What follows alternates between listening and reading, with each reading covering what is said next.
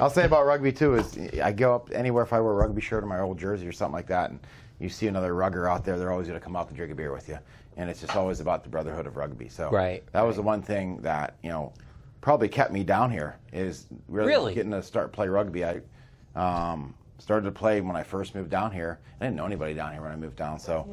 I got to meet those guys, and I started playing right out of the gate.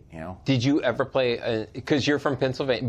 This is what's funny. You're both from Pennsylvania. Yeah. How close were your towns to each other? Not very. Not very. Okay, so and you met just down here. Because Pennsylvania, by the way, it's like freaking to go from east to west in Pennsylvania is like a 2-day trip. Man. Yeah. At least it feels like it. So you were very far. So you didn't know that until you got down here. Yeah. So you didn't play up there? No, I didn't know anything about rugby. I came down here. The F&B manager at the country club at Hilton Head was from Ireland, and he brought me out. I didn't know anybody, and met some guys, and it was great, and stuck with it. And I remember my first match was down at Hilton Head Prep, and I'm on the sidelines waiting to go in, and one of my teammates dove into the try zone, and his collarbone got clipped by a knee, and he got up, and his collarbone was sticking out of his skin. It was like this, and I'm like, you gotta be kidding me. What am I doing here? Sobriety. So, but I 12 years, we were pretty successful on Division III in the country. One year we were ranked 5th in the country. Really? Wow. Yeah, so. From little Hilton Head.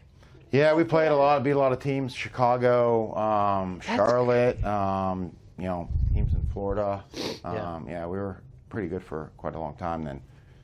The team took a break, lost some interest on the island, but they're out there now playing. I think they're in season right now. I think. That's pretty wild. So. That's pretty cool. Well, just to bring it back, the same thing with baseball, right? They have such a small island, but there's so much talent on here. Mm-hmm. I mean, the things that you've been able to do with the Baseball Association and this group of kids that are coming through are amazing. Yeah. So what is your history? Because for those who are watching, I just got to brag about this.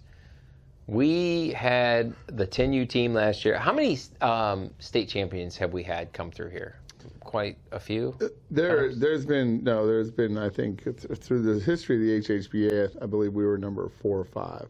Okay. Yeah. So this was last year, 2024, 10U team, wins the state championship, goes to the Diamond Youth Baseball World Series, and finishes 3rd.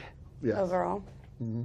That is like pretty amazing for this little island. Like, wouldn't you say? And so how did you get involved in the baseball and because I know you have had a baseball like past. Was that sort of your career path in the beginning?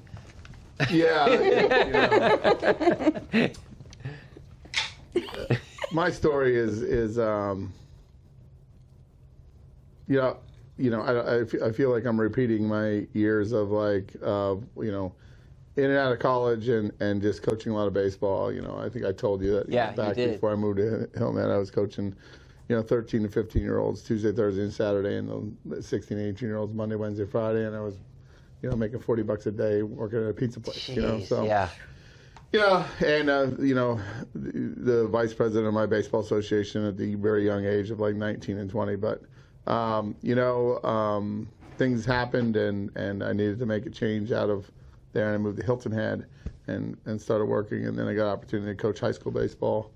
Was it Hilton Head High?